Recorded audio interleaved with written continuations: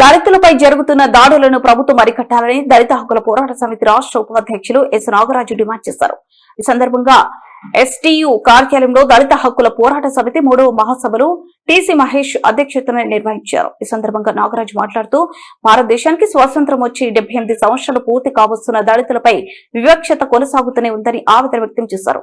ఇన్ని రాజకీయ నాయకులు దళితులకు కళ్లబొల్లి మాటలు చెప్పి హామీలిచ్చి దళిత ఓట్లతో అధికారంలోకి వచ్చి ఇచ్చిన హామీలను తొంగలో తొక్కటమే కాకుండా దళితులకు ఉన్నటువంటి సంక్షేమ పథకాలను అమలు చేయకపోగా అన్నింటినీ రద్దు చేసి దళితులను మోసం చేస్తున్నారని దుయ్యబెట్టారు. ప్రభుత్వం అధికారంలోకి వచ్చిన దళితుల పట్ల చిన్నచూపు చూడటం శోచనీయమన్నారు. రాష్ట్రంలో దళితులపై విచ్చలవిడిగా దాడులు జరుగుతున్న ప్రభుత్వం పట్టించుకోకపోవడం దారుణమన్నారు.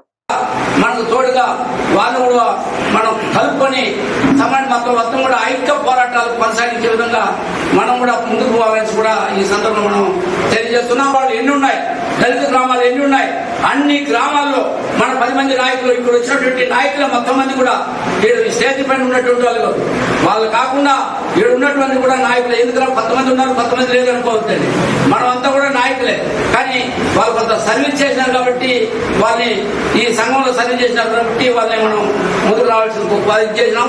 కాబట్టి మీరు కూడా నాయకులకు ఉండి అన్ని మండలాలు ఉన్నటువంటి కమిటీలను పెట్టి ఆ కమిటీల ద్వారా మొత్తం టోటల్ గా అన్ని మండలాల్లో తిరిగి ఒకరోజు వ్యాన్ బస్సు మన యొక్క ఆటోని కట్టుకొని మైక్ కట్టుకొని మన కానీ మొత్తం టోటల్ గా తిరిగితే మన సమస్యలు కూడా మనం పరిష్కరిస్తాం అనుకుంటాం. ఆ నాయకుల ద్వారా కమిటీ నేర్చుకొని మనం ఏం చేయాలని కూడా చర్చించి అందరూ సమన్వయంగా చర్చించిన తర్వాత ముందుకు పోవడానికి మనందరూ కూడా చేస్తామనుకుంటున్నాం.